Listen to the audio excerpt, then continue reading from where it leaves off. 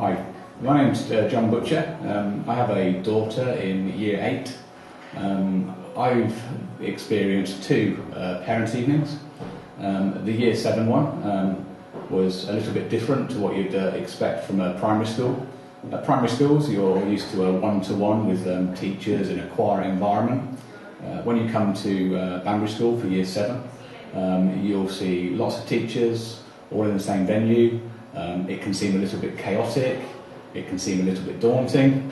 I'm here today really just to give you some tips and tricks to help you successfully navigate your first parents' evening at Banbury School. It may seem an obvious statement, but take your child. This is an essential item in your survival kit. They will be your spotter and your navigator. They will search out and locate the position of your teachers, and then will be able to help you to navigate your route around the hall. This will save you valuable time searching tables and people for name badges. If you can take advantage of the non-working hours between 4 and 5, the hall can be a little quieter during these times, and this can give you a good head start. 5 to 6 o'clock is a little like happy hour, and does tend to see the most footfall of people within the hall. The last hour, if you're still standing again that is, can be a little quieter. You will just need to step over all of the bodies, however, that are strewn around the hall. It's nothing to worry about, these are just the people that are underprepared. The parents' evenings held in the sports hall, where teachers are all located at individual tables. It will appear to be noisy and chaotic to start with, and a bit of a shock if you're not expecting it. It will be totally different to the one-to-one sessions that you're used to from your primary school. Fear not though, as once you start to navigate your way around the hall, you will acclimatise to your surroundings and you will start not to take much notice of what's going on around you. Upon arrival at the parents' evening, you will receive an additional item for your survival kit. This will be your child's school report. The temptation will be to dive straight in and start reading the whole report from cover to cover. This is my first top survival tip. Read the report for the subject for the queue that you are in.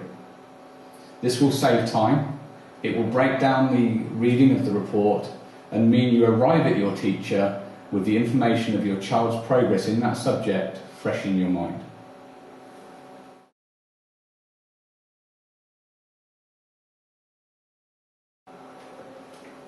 Another top tip is to deploy your spotter and identify where your teachers are located within the hall. Hopefully your spotter has been paying attention in the lessons and can actually identify their teacher. When you have your bearings, start to prioritise your subjects. Maths and English are always popular destinations, so although you can monitor these queues, they will remain busy throughout the night. There are no identified queues to see the teachers. There will be no ropes or no lines on the floor as they're not needed. The queues find their own way at each teacher, and believe it or not, it does work. If you had attended with someone else, you can always split up and queue separately.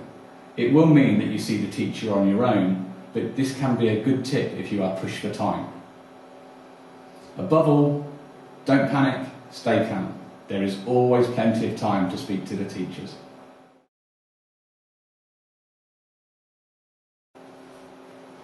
If the survival guide has worked to this point and you have taken a well-trained navigator and spotter, you should now have arrived at your target.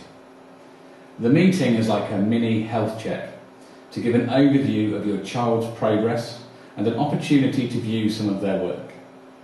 If you have specific concerns or would like a one-to-one meeting to discuss issues in more detail, then I would recommend that you arrange a separate meeting with the teacher, which the school does encourage and will always try to accommodate.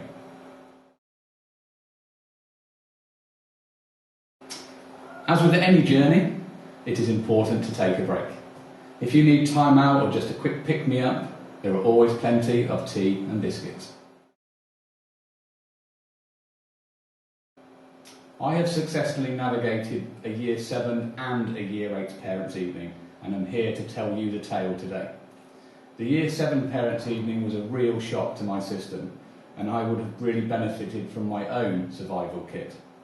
However, having experienced the Year 7 Parents' Evening, I was so much more prepared for the Year 8 Parents' Evening. As a result, I got more from my process and completed my journey in a much shorter time. As with any survival guide, I have put this together to help you navigate your own journey. I hope it helps.